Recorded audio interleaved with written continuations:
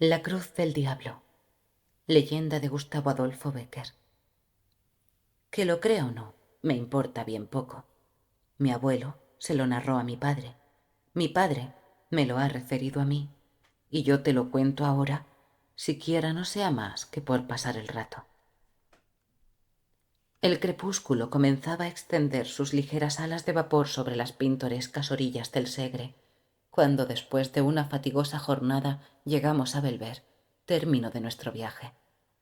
Belver es una pequeña población situada a la falda de una colina, por detrás de la cual se ven elevarse, como las gradas de un colosal anfiteatro de granito, las empinadas y nebulosas crestas de los Pirineos. Los blancos caseríos que la rodean, salpicados aquí y allá de una ondulante sábana de verdura, parecen a lo lejos un bando de palomas que han abatido su vuelo para apagar su sed en las aguas de la ribera.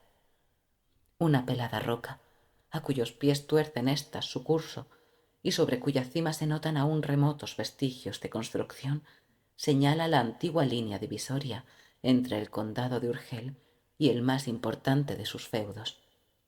A la derecha del tortuoso sendero que conduce a este punto, remonta la corriente del río y siguiendo sus curvas y frondosos márgenes se encuentra una cruz.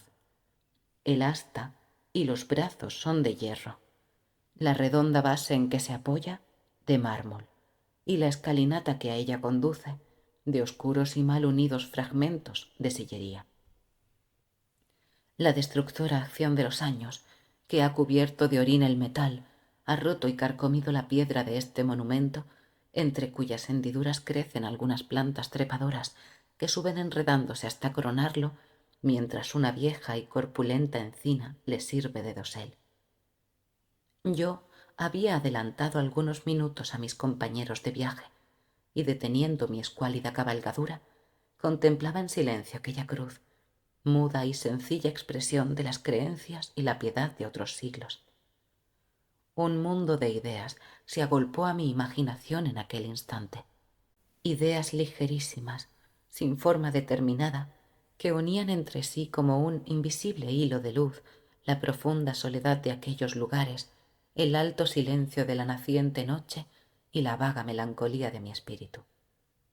Impulsado de un pensamiento religioso, espontáneo e indefinible, eché maquinalmente pie a tierra, me descubrí y comencé a buscar en el fondo de mi memoria una de aquellas oraciones que me enseñaron cuando niño.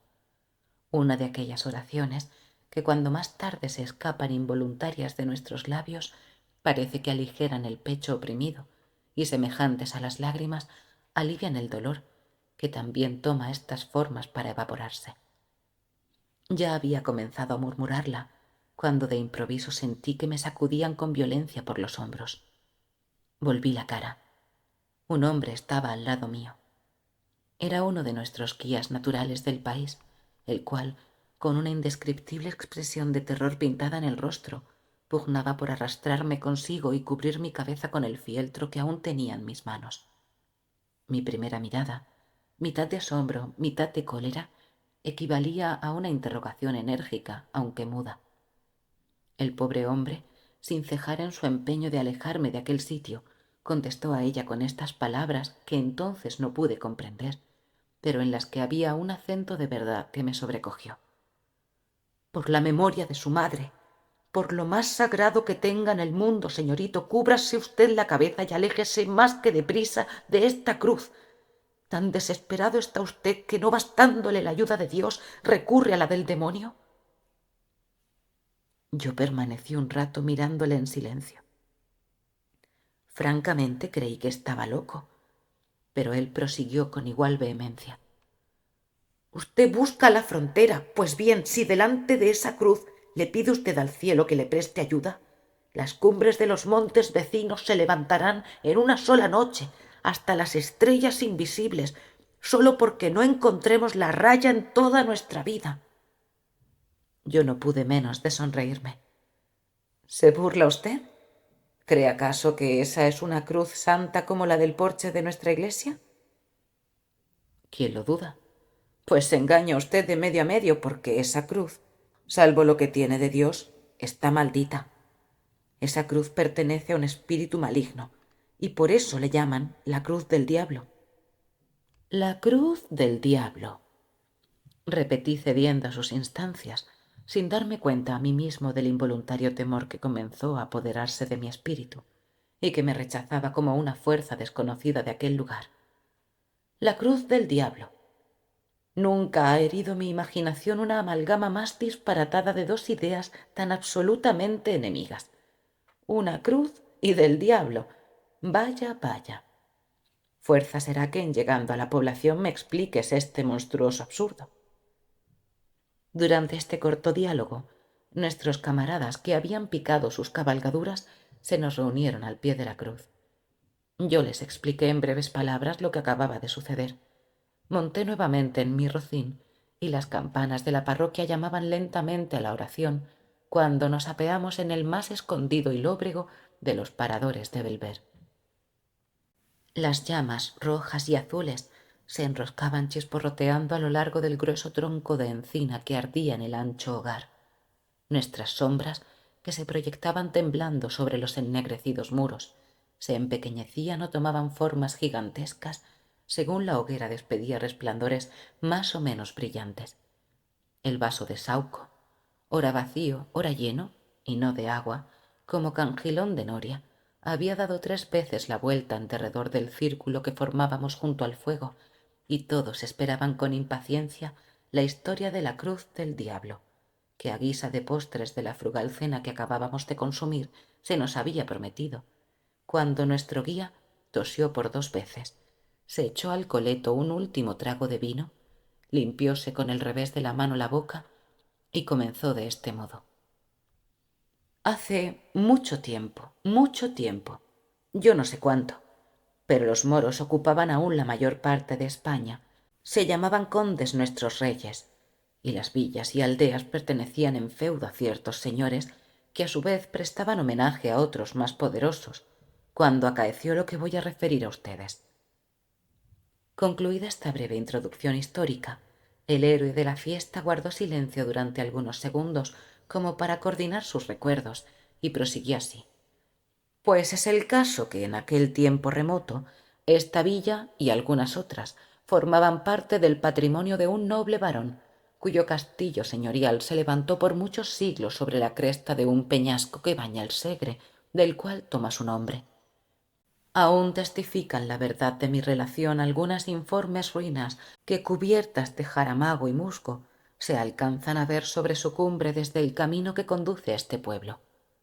No sé si por ventura o desgracia quiso la suerte que este señor, a quien por su crueldad detestaban sus vasallos y por sus malas cualidades ni el rey admitía en su corte ni sus vecinos en el hogar, se aburriese de vivir solo con su mal humor y sus ballesteros en lo alto de la roca en que sus antepasados colgaron su nido de piedra.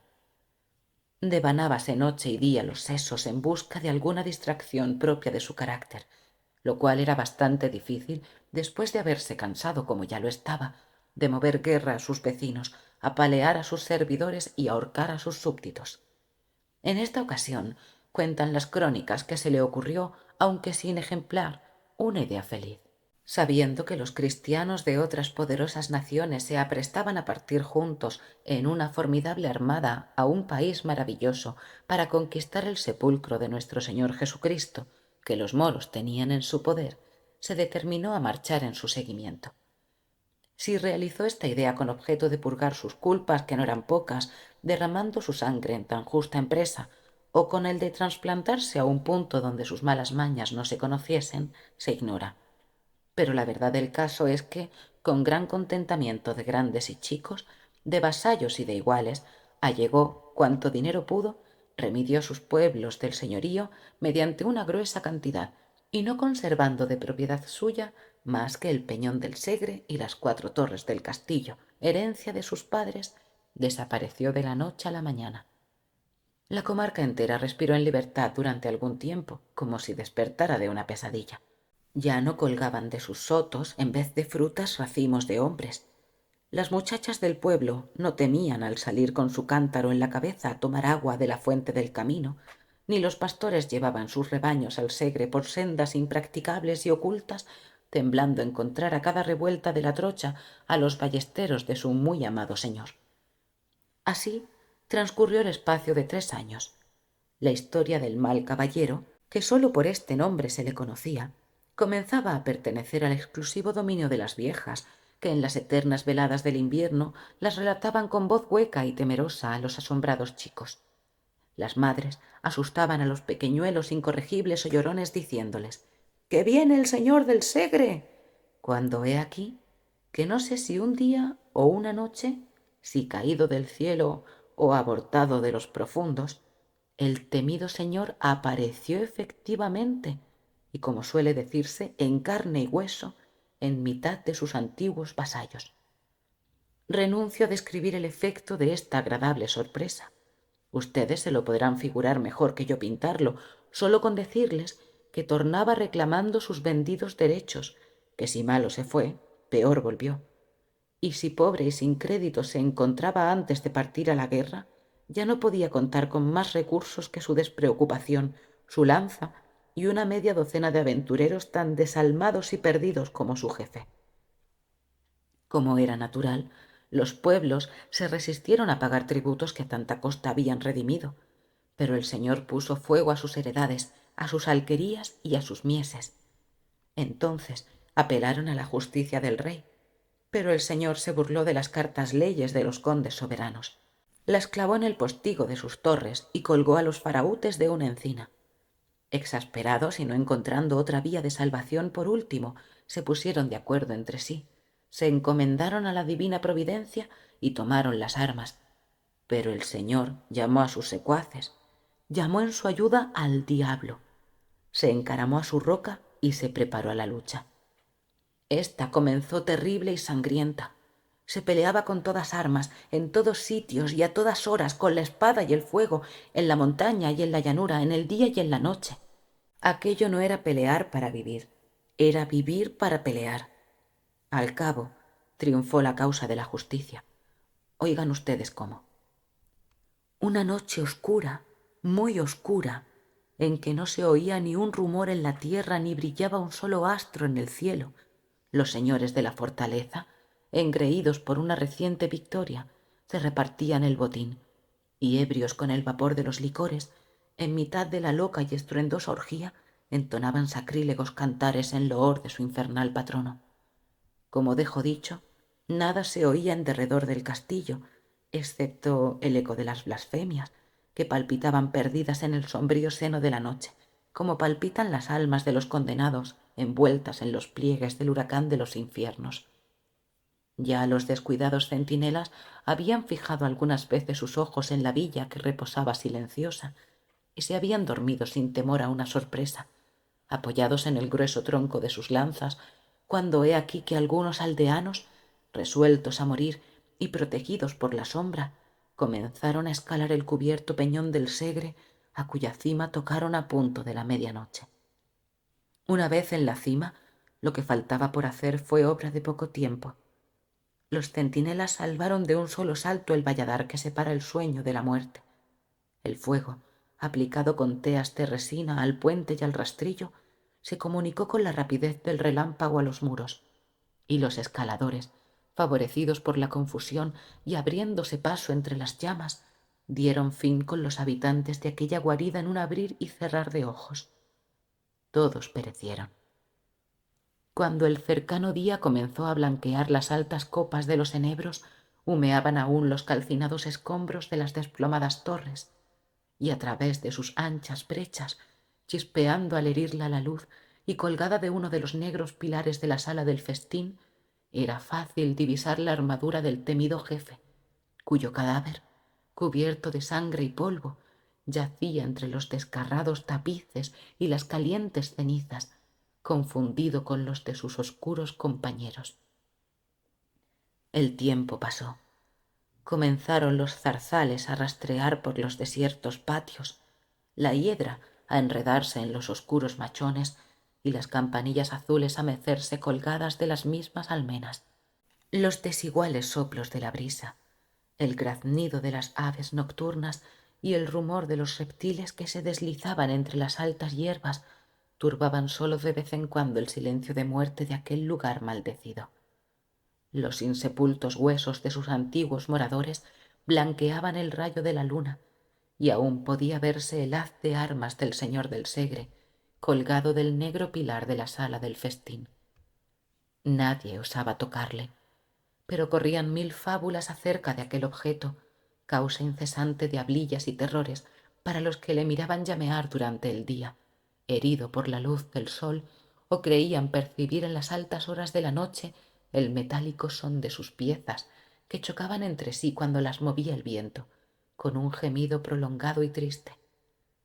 A pesar de todos los cuentos que a propósito de la armadura se fraguaron, y que en voz baja se repetían unos a otros los habitantes de los alrededores, no pasaban de cuentos, y el único más positivo que de ellos resultó se redujo entonces a una dosis de miedo más que regular, que cada uno de por sí se esforzaba en disimular lo posible, haciendo, como decirse suele, de tripas corazón.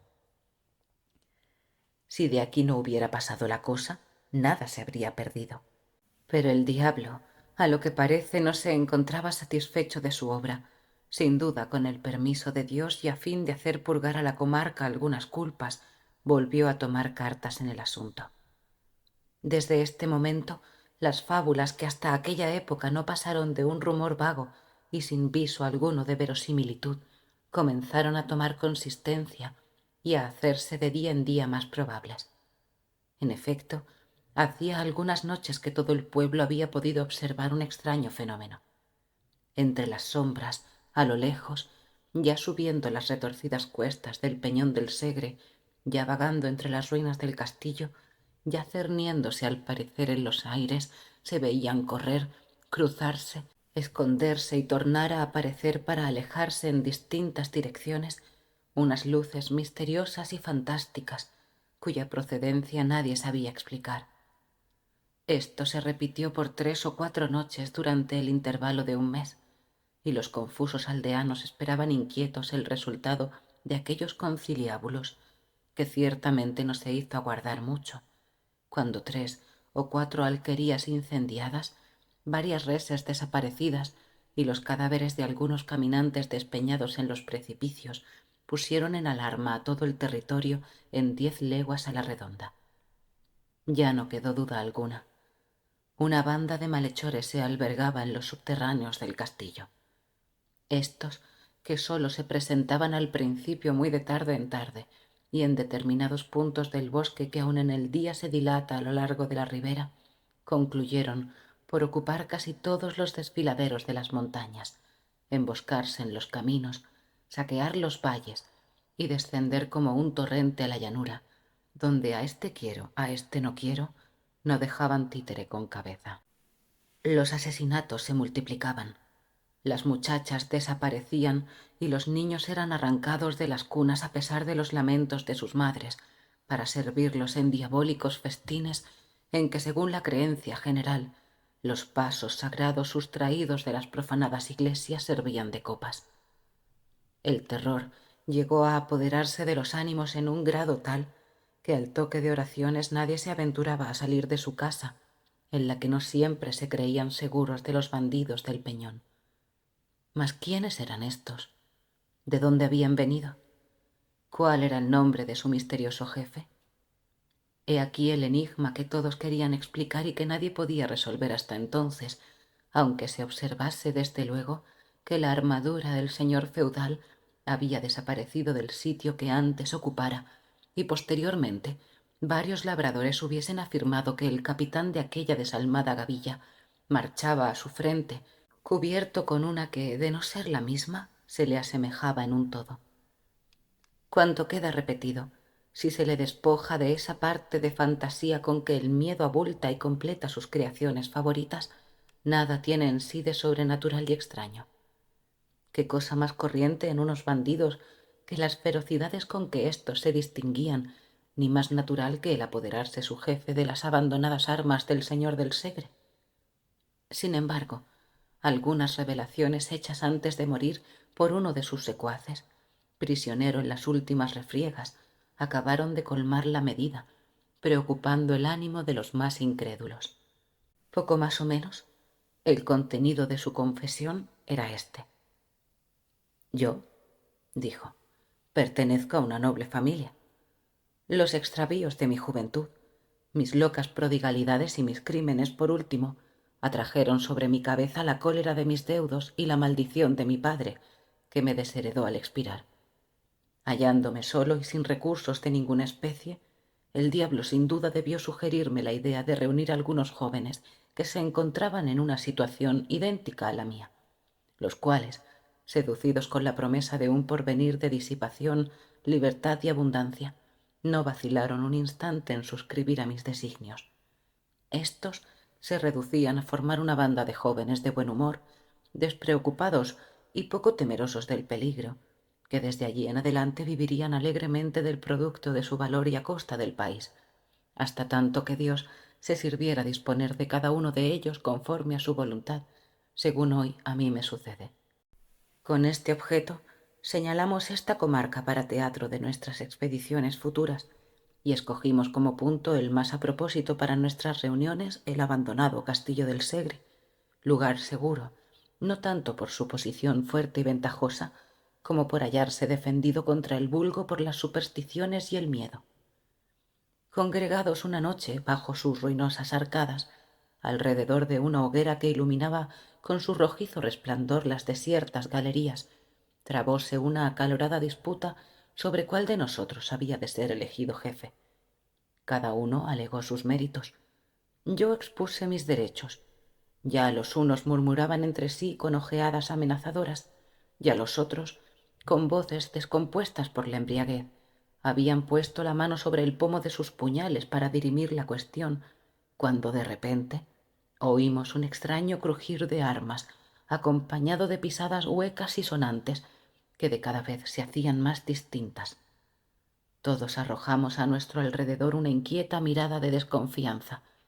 Nos pusimos de pie y desnudamos nuestros aceros, determinados a vender caras las vidas, pero no pudimos por menos de permanecer inmóviles al ver adelantarse con paso firme e igual un hombre de elevada estatura completamente armado de la cabeza al pie y cubierto el rostro con la visera del casco, el cual, desnudando su montante, que dos hombres podrían apenas manejar, y poniéndole sobre uno de los carcomidos fragmentos de las rotas arcadas, exclamó con voz hueca y profunda, semejante al rumor de una caída de aguas subterráneas: si alguno de vosotros se atreve a ser el primero mientras yo habite en el castillo del Segre, que tome esa espada, signo del poder.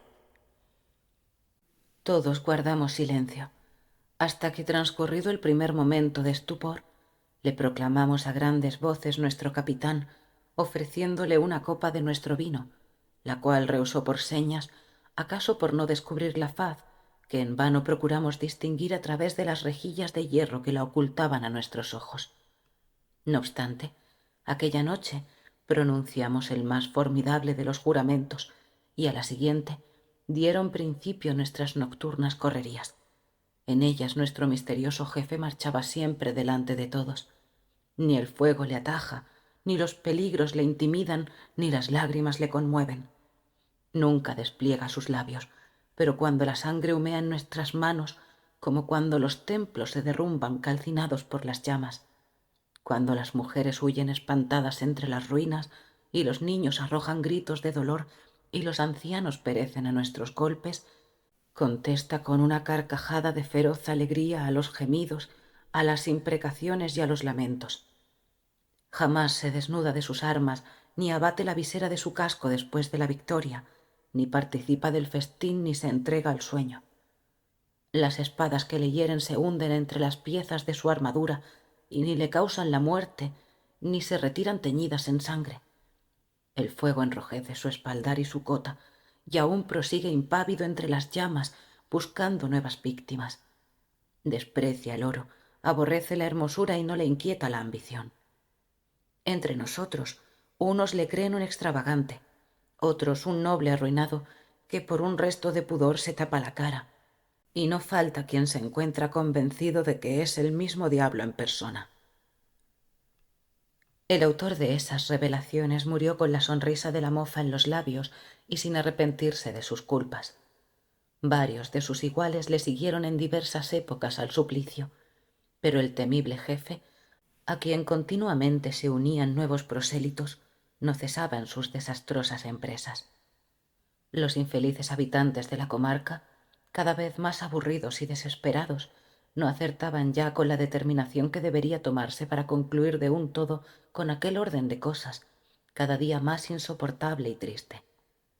Inmediato a la villa y oculto en el fondo de un espeso bosque, vivía a esta sazón, en una pequeña ermita dedicada a San Bartolomé, un santo hombre de costumbres piadosas y ejemplares, a quien el pueblo tuvo siempre en olor de santidad, merced a sus saludables consejos y acertadas predicciones. Este venerable ermitaño, a cuya prudencia y proverbial sabiduría encomendaron los vecinos de Belver la resolución de este difícil problema, después de implorar la misericordia divina por medio de su santo patrono, que, como ustedes no ignoran, conoce al diablo muy de cerca y en más de una ocasión le ha atado bien corto, les aconsejó que se emboscasen durante la noche al pie del pedregoso camino que sube serpenteando por la roca, en cuya cima se encontraba el castillo, encargándoles al mismo tiempo que ya allí no hiciesen uso de otras armas para aprenderlo que de una maravillosa oración que les hizo aprender de memoria, y con la cual aseguraban las crónicas que San Bartolomé había hecho al diablo su prisionero.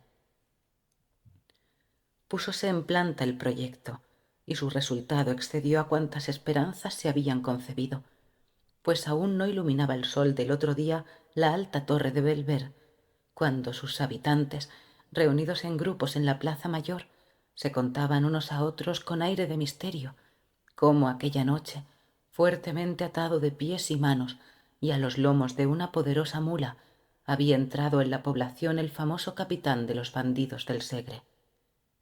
¿De qué arte se valieron los acometedores de esta empresa para llevarla a término?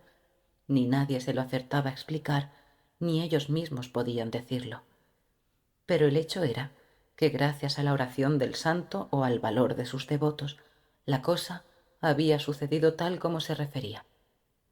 Apenas la novedad comenzó a extenderse de boca en boca y de casa en casa, la multitud se lanzó a las calles con ruidosa algazara y corrió a reunirse a las puertas de la prisión. La campana de la parroquia llamó a concejo, y los vecinos más respetables se juntaron en capítulo, y todos aguardaban ansiosos la hora en que el reo había de comparecer ante sus improvisados jueces. Estos, que se encontraban autorizados por los condes de Urgel para administrarse por sí mismos pronta y severa justicia sobre aquellos malhechores, deliberaron un momento, pasado el cual mandaron comparecer al delincuente a fin de notificarle su sentencia. Como dejo dicho, así en la plaza mayor como en las calles por donde el prisionero debía atravesar para dirigirse al punto en que sus jueces se encontraban, la impaciente multitud hervía como un apiñado enjambre de abejas. Especialmente en la puerta de la cárcel, la conmoción popular tomaba cada vez mayores proporciones. Ya los animados diálogos, los sordos murmullos y los amenazadores gritos comenzaban a poner en cuidado a sus guardas, cuando afortunadamente llegó la orden de sacar al reo. Al aparecer éste bajo el macizo arco de la portada de su prisión, completamente vestido de todas armas y cubierto el rostro por la visera, un sordo y prolongado murmullo de admiración y de sorpresa se elevó de entre las compactas masas del pueblo, que se abrían con dificultad para dejarle paso. Todos habían reconocido en aquella armadura la del señor del Segre, aquella armadura, objeto de las más sombrías tradiciones, mientras se la vio suspendida de los arruinados muros de la fortaleza maldita. Las armas eran aquellas, no cabía duda alguna. Todos habían visto flotar el negro penacho de su cimera en los combates que en un tiempo trabaran contra su señor. Todos le habían visto agitarse al soplo de la brisa del crepúsculo, a par de la hiedra del calcinado pilar en que quedaron colgadas a la muerte de su dueño. Mas, ¿quién podría ser el desconocido personaje que entonces las llevaba? Pronto iba a saberse, al menos así se creía. Los sucesos dirán cómo esta esperanza quedó frustrada, a la manera de otras muchas, y por qué de este solemne acto de justicia, del que debía guardarse el completo esclarecimiento de la verdad, resultaron nuevas y más inexplicables confusiones. El misterioso bandido penetró al fin en la sala del concejo, y un silencio profundo sucedió a los rumores que se elevaran de entre los circunstantes al oír resonar bajo las altas bóvedas de aquel recinto el metático son de sus acicates de oro. Uno de los que componían el tribunal, con voz lenta e insegura, le preguntó su nombre, y todos prestaron el oído con ansiedad para no perder una sola palabra de su respuesta. Pero el guerrero se limitó a encoger sus hombros ligeramente, con un aire de desprecio e insulto que no pudo menos de irritar a sus jueces, los que se miraron entre sí sorprendidos. 3 veces volvió a repetirle la pregunta y otras tantas obtuvo semejante o parecida contestación. —¡Que se levante la visera! ¡Que se descubra! ¡Que se descubra! Comenzaron a gritar los vecinos de la villa presentes al acto. —¡Que se descubra! Veremos si se atreve entonces a insultarnos con su desdén, como ahora lo hace, protegido por el incógnito. —Descubríos —repitió el mismo que anteriormente le dirigiera la palabra. El guerrero permaneció impasible. —Os lo mando en el nombre de nuestra autoridad. La misma contestación. —En el de los condes soberanos. Ni por esas. La indignación llegó a su colmo, hasta el punto que uno de sus guardas, lanzándose sobre el reo, cuya pertinacia en callar bastaría para apurar la paciencia a un santo, le abrió violentamente la visera. Un grito general de sorpresa se escapó del auditorio, que permaneció por un instante herido de un inconcebible estupor. La cosa no era para menos. El casco, cuya férrea visera se veía en parte levantada hasta la frente, en parte caída sobre la brillante gola de acero, estaba vacío, completamente vacío.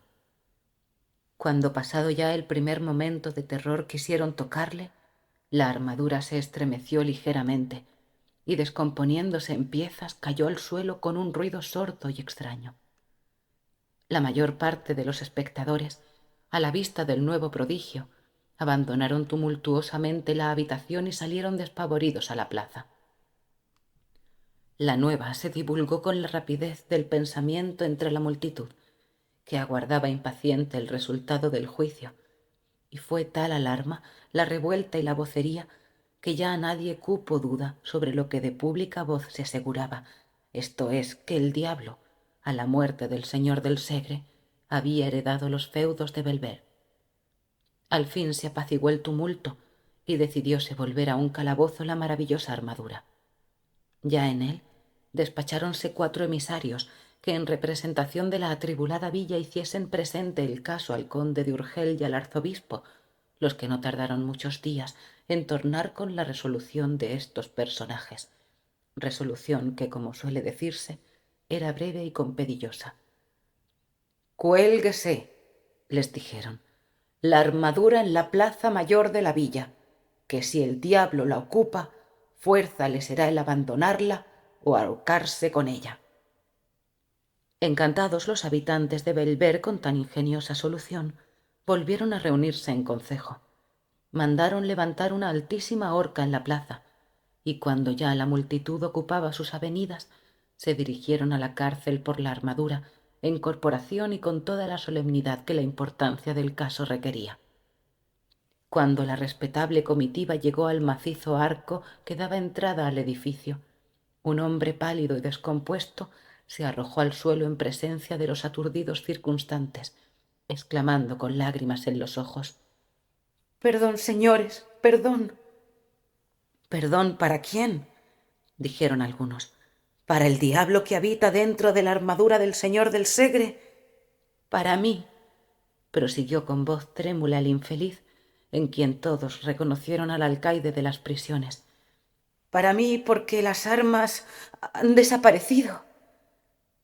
Al oír estas palabras, el asombro se pintó en el rostro de cuantos se encontraban en el pórtico, que, mudos e inmóviles, hubieran permanecido en la posición en que se encontraban Dios sabe hasta cuándo, si la siguiente relación del aterrado guardián no les hubiera hecho agruparse en su alrededor para escuchar con avidez.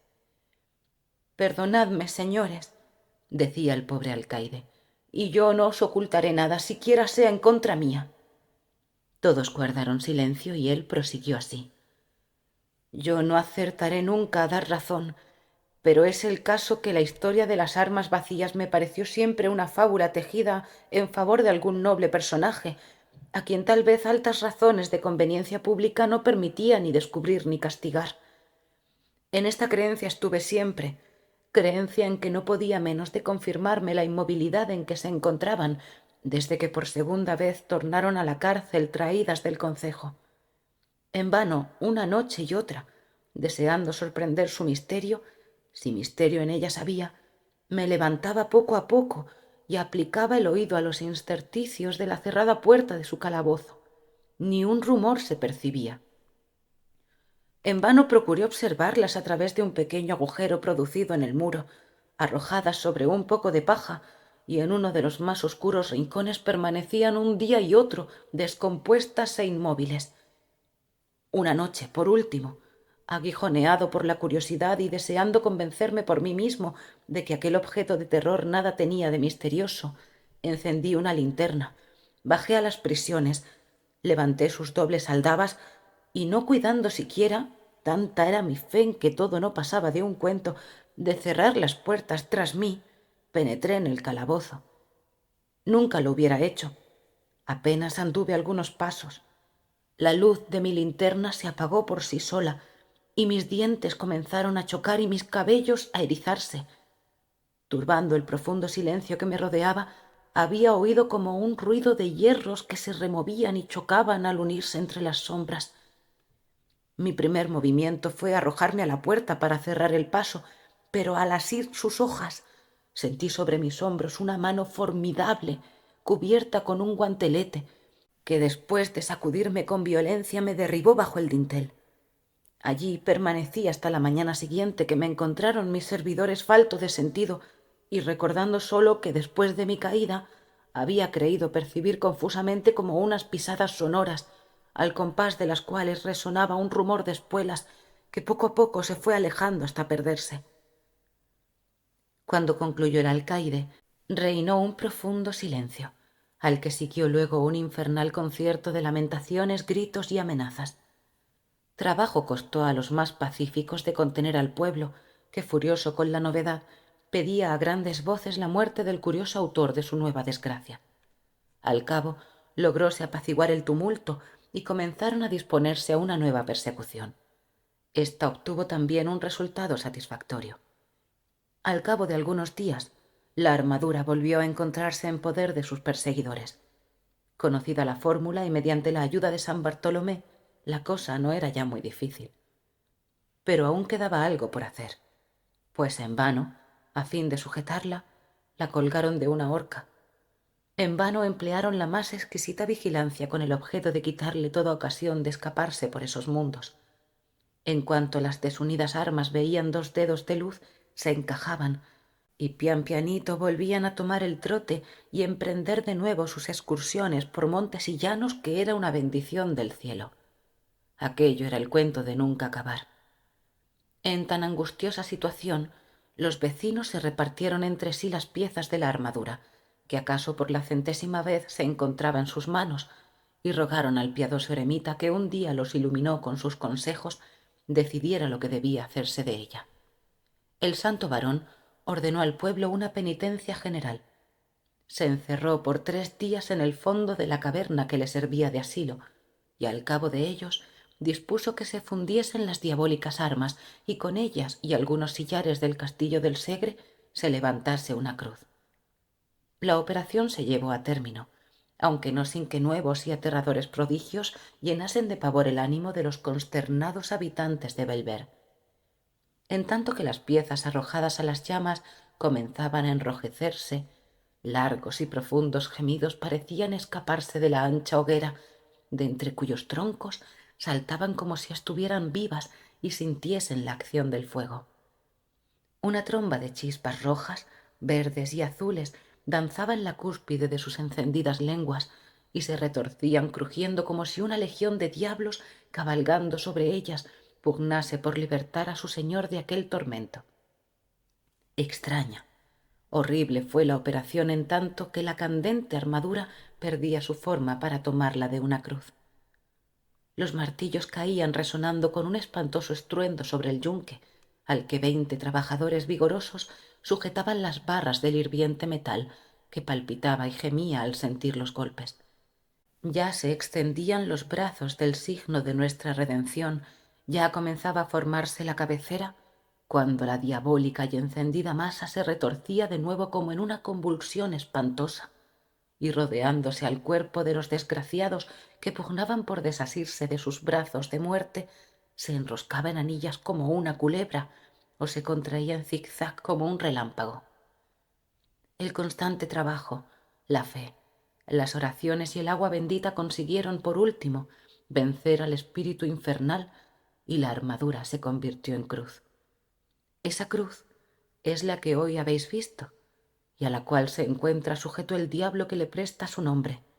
Ante ella, ni las jóvenes colocan en el mes de mayo ramilletes de lirios, ni los pastores se descubren al pasar, ni los ancianos se arrodillan, bastando apenas las severas amonestaciones del clero para que los muchachos no la apedreen. Dios ha cerrado sus oídos a cuantas plegarias se le dirijan en su presencia. En el invierno, los lobos se reúnen en manadas junto al enebro que la protege para lanzarse sobre las reses. Los bandidos esperan a su sombra a los caminantes que entierran a su pie después que los asesinan, y cuando la tempestad se desata, los rayos tuercen su camino para liarse, silbando al asta de esa cruz y romper los sillares de su pedestal. Fin. Suscríbete al canal La Rosa de Alejandría, comenta y comparte este vídeo.